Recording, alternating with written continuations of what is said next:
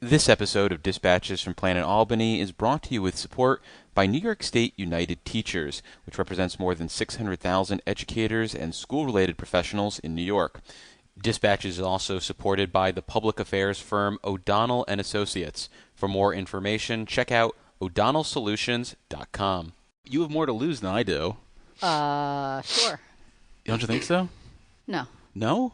I mean, do you value your life? You're on a higher pedestal than I am. Like, I can only fall so far, whereas, like, you, it's a bigger You have tumble. fallen and gotten up about 100 times in your career. It's keep amazing. getting setbacks. People keep getting ahead of you in the race if you do that. Is that how it works? Yeah.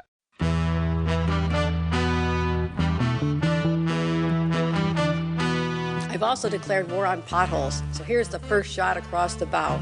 Well, as you know, with Planet Albany, there's always something that makes the planet turn. And it's this amazing view of D.C., and Eddie Vedder comes out.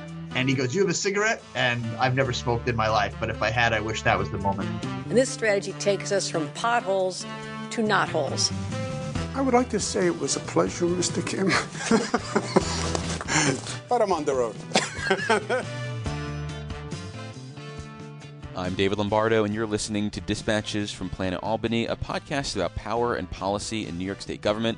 And in this episode, we're turning our attention to New York's effort to stand up a recreational marijuana industry since 2021, and the most recent round of headaches that have plagued state regulators at the State Office of Cannabis Management, including an abandoned enforcement effort, a delayed seed-to-sale tracking program, and more turnover in key government roles.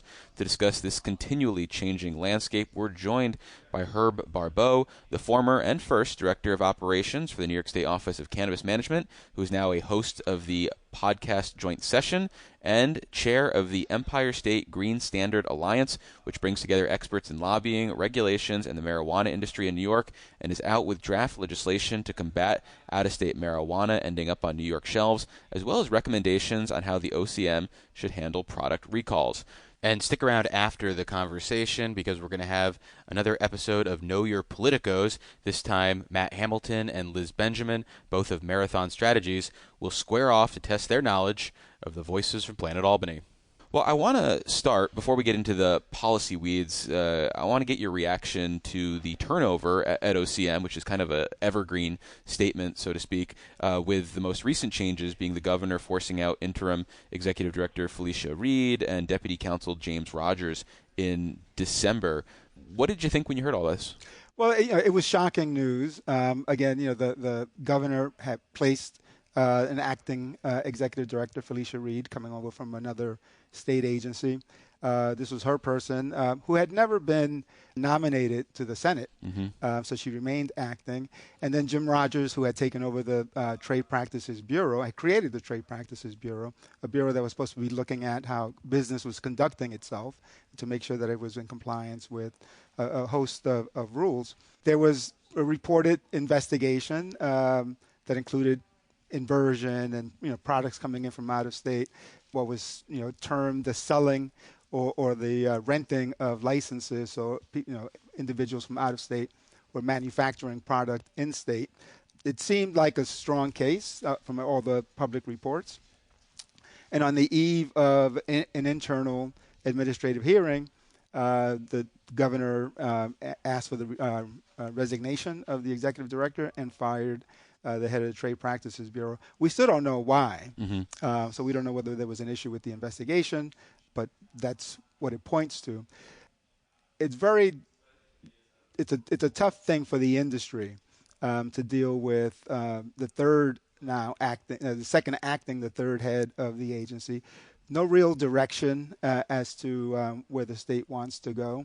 The governor has to act quickly, bring in a seasoned pro, and it doesn't necessarily have to be, at least in my opinion, it doesn't have to be a cannabis person, but someone who can lead an agency, who can have the confidence of the governor, who can work in hand with the governor's office, because there has to be a plan that the governor agrees to and sticks to for the next couple of years in this industry.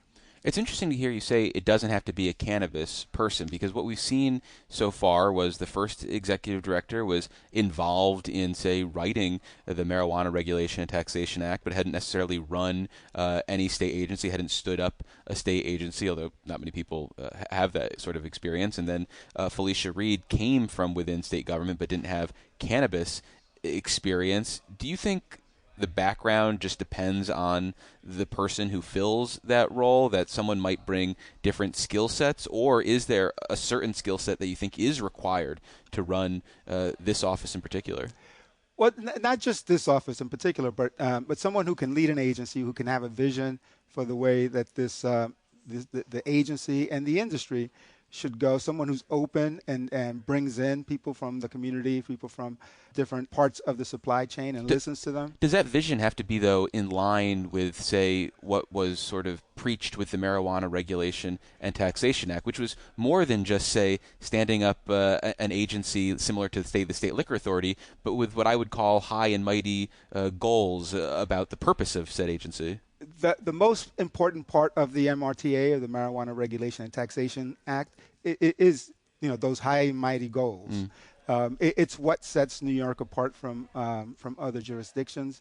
They are worthy goals. They are achievable goals. And the agency. That's interesting to hear you say that. You think they are achievable. Some people say the setup is basically creating a system that is designed to fail, that it can't ever realize these goals. No, it's not the system that has failed. It's really been the agency at this point. Okay. And the fact that the governor doesn't seem to have been aligned with the direction that the agency was going.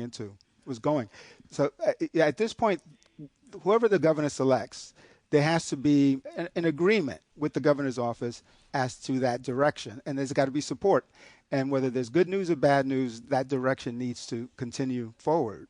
It seems both times that it was that the governor's office was sort of off guard with what was happening, and ended up dealing with it by removing the executive directors. I'm not sure that's the best way of handling a situation like that.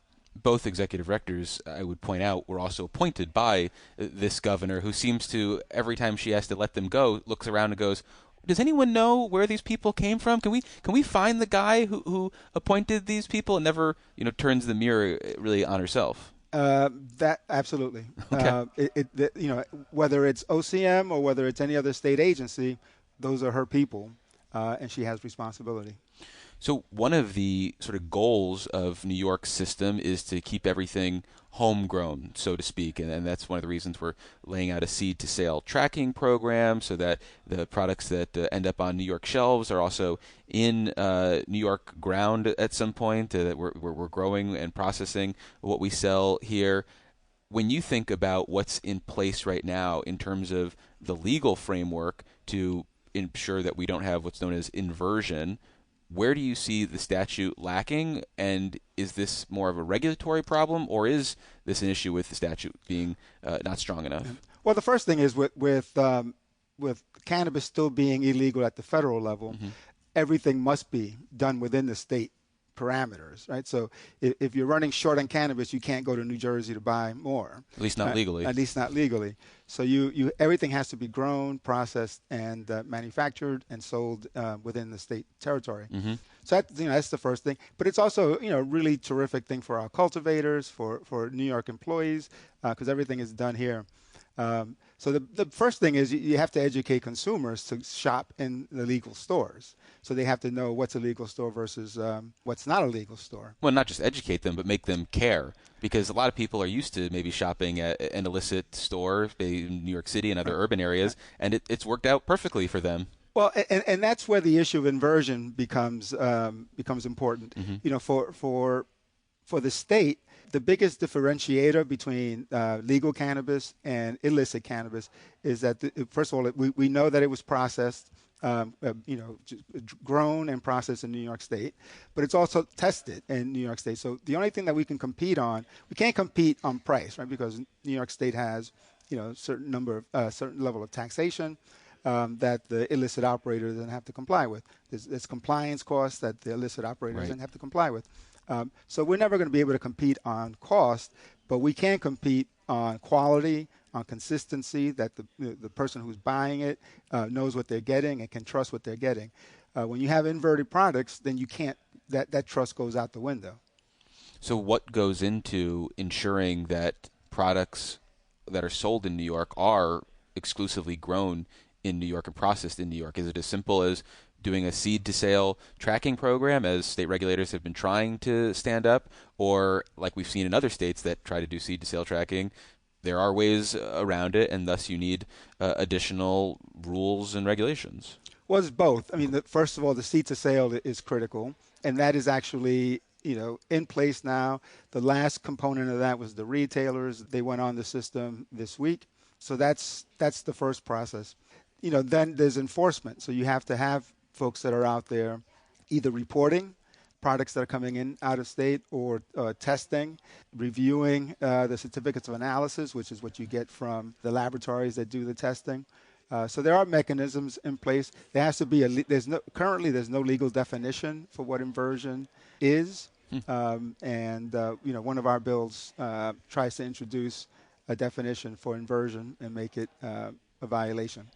Yeah, cannabis inversion shall include, but not be limited to, sourcing cannabis or cannabis products from an unlicensed or unauthorized person, misrepresenting the geographic origin, utilizing a fraudulent, misleading, or materially unreliable certificate of analysis, falsifying or omitting required inventory, testing, or tracking records, and knowingly selling, transferring, or offering for sale inverted cannabis products to any registrant, licensee, or permittee. And I did skip some words there. But in terms of this bill, whether it's the definition or coming up with penalties, what is it about this underlying statute that you think is going to be helpful? Because we've also seen that maybe regulators and law enforcement have tools, and if they don't know how to use them or they choose not to use them, it doesn't matter what tools they have. Well, this gives explicit authority to OCM, which again is one of the issues in New York, especially with OCM. What we've seen is everything that they do is litigated. Mm-hmm. So everyone challenges every action, decision that they make. So having a statute that's specific to inversion that they can fall back on and defend, I think is part of the key aspect of this. It's interesting to hear you reference the fact that everything they do, they sneeze and they end up in court. And I'm curious whether you think that is a product of this being an industry where there's a lot of money at stake, there's a lot of people's futures at stake, so people are obviously going to be litigious, or is this an area where the regulators have been over their skis, so to speak? They've been out on a ledge, and so they open themselves to legal challenges because there's not either statutory or constitutional backing for what they're trying to do. I would have to say it's all of that. Okay. When I was at OCM, when we were beginning, we knew we were going to get sued, right? Because it's happened all over the country. Every jurisdiction that has adult use cannabis has faced a raft of lawsuits. We just didn't know what the issue would be that we would be sued on. Turned out, as you said, whatever we did, there was a lawsuit. Mm-hmm. So one, I think, is because it's New York, and I think that the stakes are so high. Everyone who wants to be in cannabis wants to be in New York. So they're trying for every advantage. So that's one. The other is, in some cases, there may have been mistakes made by the agency. Maybe there was a rule that was stretched or a piece of legislation that was stretched. But I think, at this point, it's going to be a lot less of that. I think the rules are there. There's legislation. I mean, there's still litigation going on. They probably have 13 or 14 outstanding lawsuits right now. So it's just the nature of being in New York. One of the things I've been struck by throughout this process as we see more and more cases pop up is how in a lot of these cases the litigation could be addressed if state lawmakers, when they're here, would adopt some legislation that essentially is codifying what state regulators are trying to do. Because in a lot of cases, state regulators are doing what they see as the mission they were empowered to do with the MRTA, which is not a perfect bill. So in some cases, maybe they're going above and beyond what the bill said. So do you feel like the legislature, especially some of the champions here, have left the state regulators out to dry, so to speak, by not essentially coming back to pass any comprehensive marijuana bill since 2021? There is some truth in that. It was The MRTA was a very unique bill, even with cannabis adult use for, laws being written across the country. It was still pretty unique here, and also in a changing time where, constitutionally, the rules are changing. Equity becomes a harder thing to defend in federal courts. But I think, given now, I mean, we're about to hit 5 years anniversary of the MRTA. It is a good time for the legislature to go back and examine any shortcomings in that bill and try to address, and as you said, some of the litigation might go away with legislation. We know that today the legislature is already looking at how to improve the law around the distance to schools. That became a big issue. There's currently a stay in court until February 15th, where they have to return. So hopefully the legislature will do something, address this matter before the 15th of February. Yeah, I was curious what your take on that experience was with how the 500-foot distance being calculated was quickly becoming a hot potato once there was that review by the governor's office. We heard from some of the previous staff at OCM that they did everything right, and it's everyone else's subsequent evaluation that's wrong. And, if the governor's office had a problem with it, they should have raised it earlier on and not after they were trying to implement it. Well, and legislators also said that they believe that the agency was implementing the rule as they had envisioned it.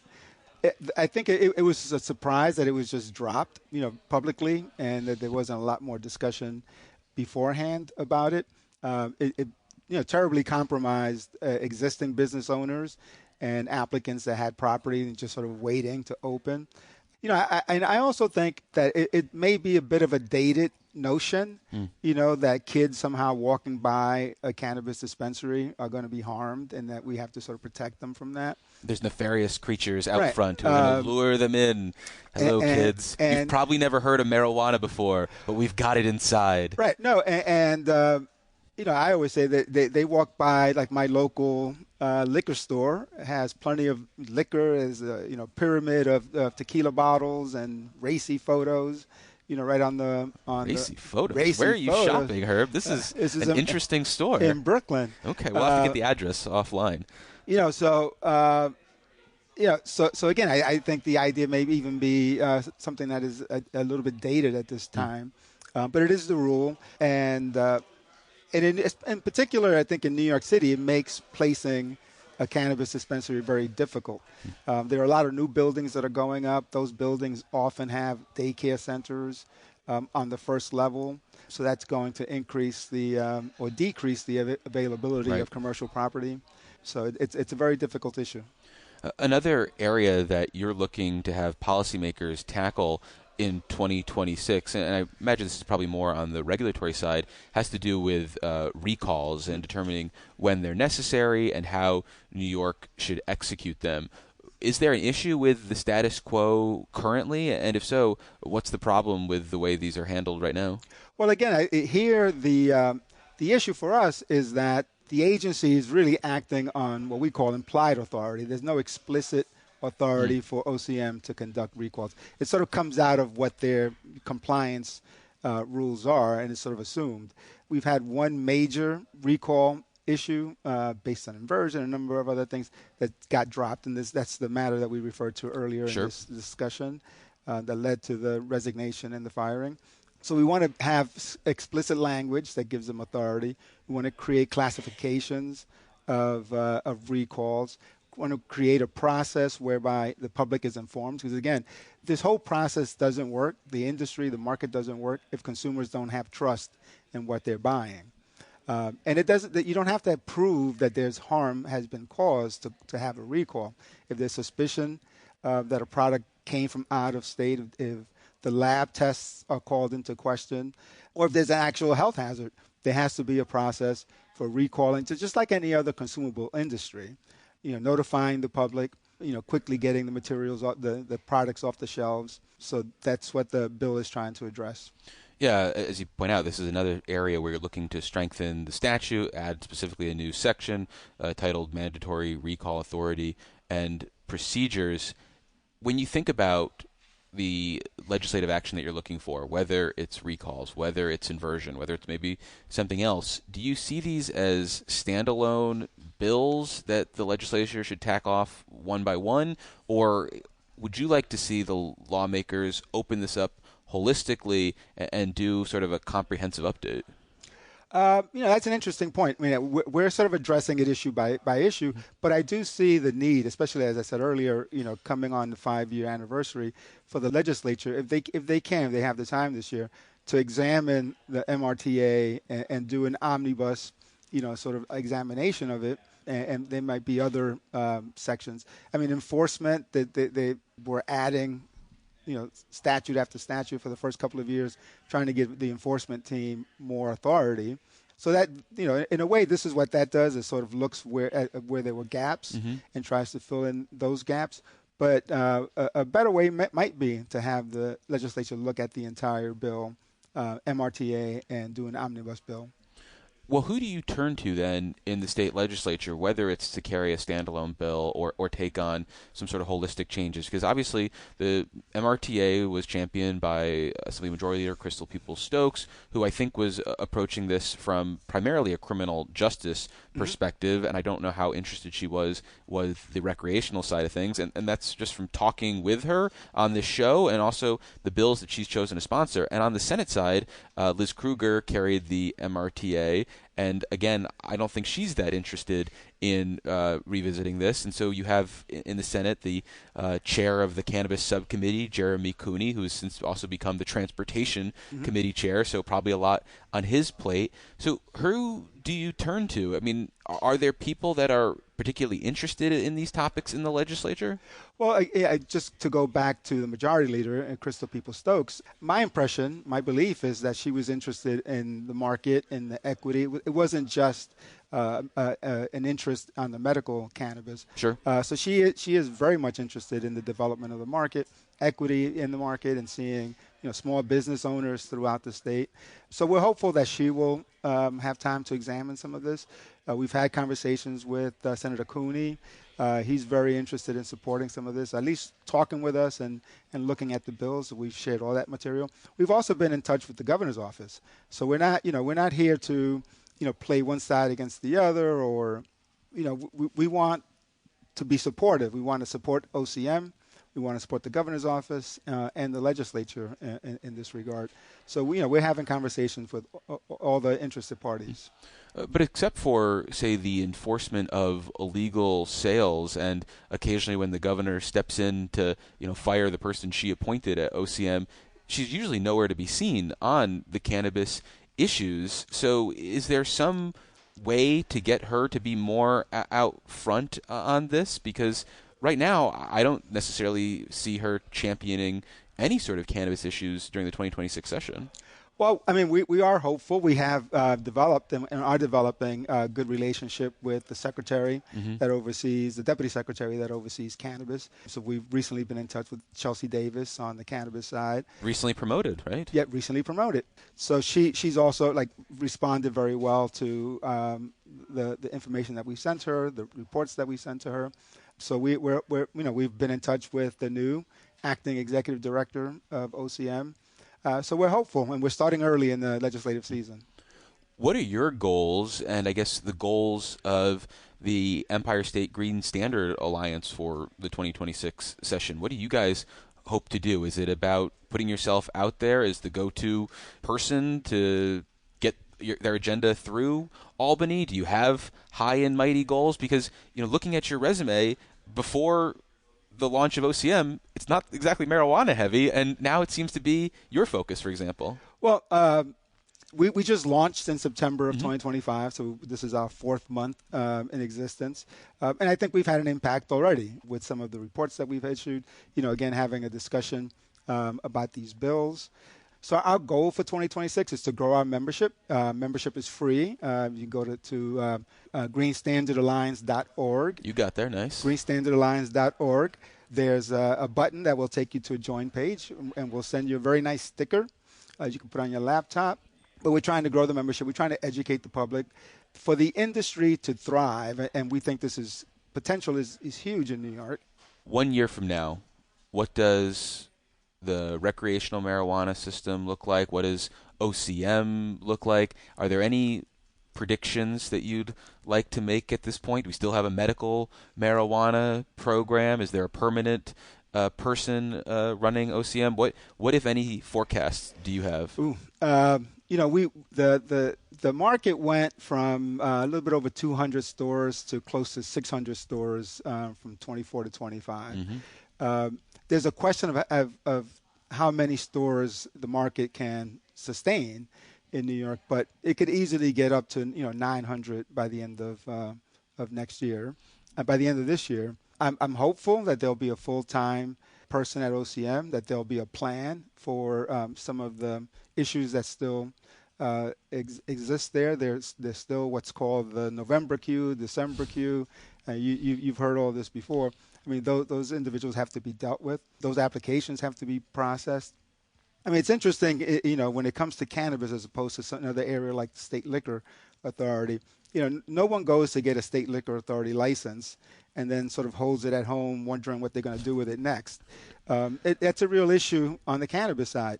Lots of people have licenses. OCM has issued over 2,000 licenses, but not everybody's going to open. We don't know. There's a need to expand the cultivation, so we don't know whether we want to allow current cultivators to grow more or bring in new cultivators. Again, because everything has to take place in New York, you have to grow the whole thing in balance. So you have to have enough cannabis for the stores. You can't have too many stores, not enough cannabis, or too much cannabis and not enough stores. So you have to raise everything in tandem, and that's the difficult challenge. Well, maybe we can get our friends at DASNY to help out because they've usually been a force for good. Unfortunately, that's all the time we have for this conversation. We've been speaking with Herb Barbot. He is host of the Joint Session podcast, and he is a chair of the Empire State Green Standard Alliance, which, as he pointed out, you can find at greenstandardalliance.org. Herb, thanks for visiting us in the studio. I really appreciate it. Well, thank you for having me. It's been terrific. Think you know Planet Albany? Then prove your stuff by joining our Fantasy Lawmaker League for 2026. You'll pick 6 state lawmakers and get points for movement on their legislation. But choose wisely, because inaction and vetoes will cost you points. So join the fun for free by January 16th and follow along all year long to see how you stack up against your fellow political nerds, with a chance to win bragging rights and an undisclosed prize. The link to join is in the podcast episode description and on our homepage at capitalpressroom.org. Some challenges need someone who simply won't quit. Modern advocacy brings tenacity, strategy, and unwavering follow-through to every client it serves. Learn more at modernadvocacyllc.com. Hello and welcome to another episode of Know Your Politicos, the only game show about Planet Albany Politicos for Planet Albany Politicos. And on this episode, we're testing the auditory skills and institutional knowledge of Matt Hamilton, the sweet swinging right fielder for the LCA softball team and a vice president at Marathon Strategies. And we're also joined by Liz Benjamin, managing director, Albany, for Marathon Strategies. Did I get that right, Liz? He gets sweet swinger of whatever, and I just get, you can't remember my title? Jeez, well, I know this was an issue last time where I wasn't sure. No, we changed our titles. It doesn't matter. I don't care. Just Liz Benjamin's fine. Triathlete? The famous, the ever, I don't know. I introduced you as you came in here as TV's Liz Benjamin. Oh, not anymore. Well, in my heart and mind. Oh, that's sweet. Thank you. Matt, do you feel any pressure to lose this in light of the fact that we're playing with someone who, at least from the outside, appears to be your boss? I think a little healthy competition between us is good. Excellent. Because that doesn't exist at all. No? Not in the real world. Never. Well, why don't we just jump right into this? Everybody knows the rules. In case you don't, we're going to go through 5 clips. They're voices from Planet Albany, and Matt and Liz can just shout out when they think they know Matt deliberately because he couldn't get your name right for the first 10 minutes of this engagement. I thought close. that I would put that out there for the listening audience, the viewing listening audience. I appreciate that. You're welcome. I appreciate that radical honesty. Do you even know what day it is, man? We're Monday. in that weird. Yeah. Okay. Christmas to New Year's is tough, but I'm here in the office making it work. You guys came in despite the ice storm. It's true. Yeah. So thank you very much. All right, well, why don't we play the first clip? Oh, boy. Here we go. currently the host of the Capital... Casey Seiler. Oh, God damn, is that the name of it? Shit. That was Casey Seiler, and Matt was a little quicker on the trigger there. Well, I spent the better part of 3+ years back-to-back with him in the Capitol Bureau, so, it's kind of hard to... He was in features when I was at the Times Union.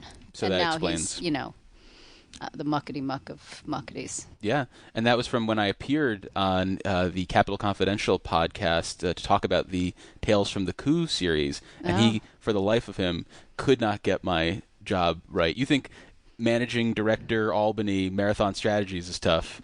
Capitol Press Room eluded him even more. I feel like that's a Freudian thing, don't you? That could be. Like he aspires to your job or something? I don't think so. I think he's doing okay. He's doing all right. Yeah. But what was he at that time? I think he was the muckety-muck at that point, so. Okay. Yeah. Well, let's do the second one. Congressman Rangel and Dinkins was the first two elected officials in my district. Well, that's the guy who just got censured because he said terrible things, but I can't remember. Is that Eddie Gibbs? That is Eddie Gibbs. Thank you for the clue. I appreciate it. I mean, obviously. And yes. I see that you chose the clean part. Well, fun fact, the Assembly mutes the part where he starts talking about his mother's reaction to Charlie Rangel and her bodily reaction, Dinkins. her physical reaction, yes, her sexual physical reaction. How far can I go? You can say moist. Oh, okay. Yeah. He did. So it's in the transcript from the session, but it is muted, so I can't play the audio for you. So isn't he also the only justice-involved member, the first former offender? Definitely with a felony conviction. Right. Yeah. So, well, I mean... But prior to getting elected. Just to be clear. I should have added that, but, yeah. Right, because actually if you're convicted of a felony, then you have to... abdicate your seat. But I think that actually was that whole story I was sort of surprised by. I shouldn't say that. The speaker and the members have a very strong feeling about decorum, even in the so-called People's House. The Senate has a whole different situation. I was once not sanctioned, but thrown out because I was wearing jeans. I was wearing very expensive jeans and a blazer, and I was told by the Sergeant-at-Arms that I was breaking the dress code. Were you ever arrested for being on your cell phone in the lobby, though? No, that was Ken Lovett. Jeans fly, though, in the Senate. The Gormley dress code when he left was basically a pair of New Balance sneakers, jeans, a dress shirt with a tie, and a blazer that looked like he'd found it in a garbage can. Just to be clear, my jeans probably cost more than most Sergeant-at-Arms standard issue jackets. Yeah. Coming back to Eddie Gibbs, though, he has been unrepentant since his censuring. That's a word for it. And not only that, he doubled down. Well, this is him on his Instagram page. About 7 months ago, I shared a story about my mother. Congressmember Rangel was one of our idols. She adored this man. She actually chased him a few times. It was my mother who told Congressman Rangel right then and there, "Boy, you made me moist." Love it. So the audio, at least a version of it, is still available. But I digress. So wait, he not only he wrote a word screed, all caps scream screed on his social, but he also did a video. Yes, and it looks like a town hall where he was speaking with voters of the 68th district, some of whom laugh later on in the Instagram clip, which I recommend people check out at AM Eddie Gibbs. It's a whole new era in the legislature. It's a brave new day. Well, why don't we get on to the third clip? Matt is up 2-0, and Liz, don't worry. Even if he beats you 3-0, we will give him a chance to make it a clean sweep of 5-0. Great. Here's clip number 3. I am not the only decarb diva out here. There are many of us. That is Brooklyn's Emily Gallagher. This is so unfair. Because they're recent? Is that the issue? Could you go back to like 98? That would be good. Well, unfortunately, it's only going to get worse from here on out. Fantastic. I told you, if you did some Pataki commissioners or something, The deck is completely stacked. Completely stacked. All right, we will, in the future, have you back, Liz, and we will do only voices from the Hugh Carey administration. Is it fair to give shout-outs in the middle of this show? Sure. Can we shout out Dave Catalfamo? Sure. Oh, yeah. Yeah. Dave Catalfamo had, a heart attack? He was working out. I don't think he would be sad if I said this. He was working out, and he had a heart incident, and thankfully at the gym, somebody knew what to do, and he then subsequently had, I think, double bypass surgery. Mm-hmm. I sent him a floral arrangement. Okay. I did for Christmas. Well, get well soon, Dave Catalfamo. But if you you're did listening. him, I would know his, or like a Steve Greenberg or a Bob Bellafiore or those We guys. actually have a Greenberg clip that I chose not to play. So that's. I only worked with him. I only talked to him every day for the last 2 years, but that's fine. But Liz, if you keep listening, you'll be rewarded by a Greenberg clip at some future episode. Great, where I can yell at the TV or the computer the way people watch The Price is Right. Great. Okay. Well, why don't we play the fourth clip? It's not going to get better. No. So, Kratom, I still think it's a word that people aren't quite used to. That was it? That was it. Come on. Is there more? Kratom. Mm-hmm.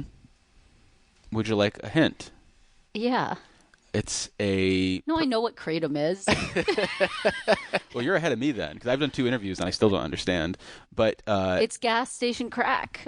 And the state recently passed some bills dealing with kratom. Skoofus, no. That was not Senator Skoofus. Can you play it again? I'd love to. Is Assembly or Senate? Kratom, I still think it's a word that people aren't quite used to. It is not a member of the legislature. DOH commish? No. No. McDonald? That is correct. Yeah! All right. That was a wild She's on guess. the board. Wild. That was Wild guess. Jim McDonald. All right. He doesn't even sound like his brother at all. No. Interesting. And I've only called him John McDonald once on the air, so that's pretty good. For you, yeah, that's great. Coming back to Dan Madigan. Yeah, you called me Dan Clark twice in this interview. I have not called you Clark once. I've only called you Dan. You have made that intuitive leap that I was referring to Dan Clark. Oh, because he meant like Dan Well, I just had lunch. I just had lunch with a Dan. So, and on my way to lunch, I saw another Dan, who calls me Jump Shot. Dan LaFave? Dan LaFave was who I had lunch with. Yeah, there you go. It is another Dan calls me Jump Shot. Which would be Rensselaer County Legislature member. So, well, why don't we do a fifth one? I mean, I feel like we could do trivia and go down like, do you know the name of Steve McLaughlin's dog, for example? Is it Rich Christ? No, dude. What an honor it would be. No, it's Batman. Oh, okay. All right. Interesting. Like, things that you should know, which Yes. you do not. And now because like I have bad hearing, and so I can't identify voices. All right, next one, last. What's the last one. To cut the lead to 3-2, or to expand it to a comfortable 4-1 margin. Initially, I didn't really like Max that much, but then when I rewatched the series a few months ago, Zora I had a Mamdani? different take on her character. That is correct. That is Zora Mamdani back in 2022 talking about the television show Stranger Things. I think I only knew this Wait. because I watched that clip that you reposted at some point. I did reshare some stuff about Zoran coming on the show. So it really helps to listen to the dispatches from Planet Albany in all of its different formats, whether it's on the TV, as you were saying earlier, The or TVs. our social media streams. I will brush up next time, so it's a clean sweep. So 3-2. 3-2 is not bad. That is way better than I thought it was going to be, just to be clear. Well, it was fun, though, Is there to a talk. bonus round or something? Well, I did that last time, and I just keep burning through clips, though, and I only have so many clips. Okay, you know what? I'll do one. I'll do one bonus round clip for you guys. I'm going to be sorry I said this, right? In the city of New York, you couldn't find a Republican, with a magnifying glass. This is a Republican from the city of New York? No. And again, with your institutional knowledge, you should know this one, Liz. That's not Jay Jacobs. It is Jay Jacobs. Oh, damn. Boy. I should have known that one. Yeah. Oh, well. Well, Matt Hamilton, not Dan Clark, is the winner of this round What does that mean? He gets... to advance to the next round. Oh, he plays someone else? It's an evolving target, Liz. Okay. We'll see what happens. It's a fun game, though. Are you guys happy with the name, Know Your Politicos, or do you think I could probably do better than that? I think you could probably do better. How about some alliteration? What do you got? Pick the Politico. Oh, that's good. Anything else? No? Closet the Politico.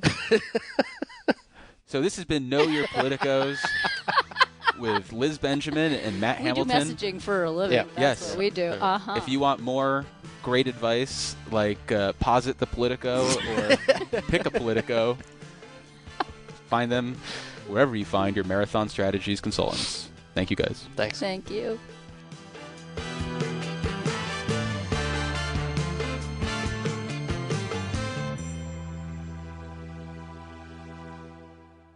I think there's a millennial thing where we get it.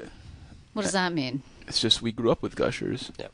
It's in our So DNA. you get the miracle?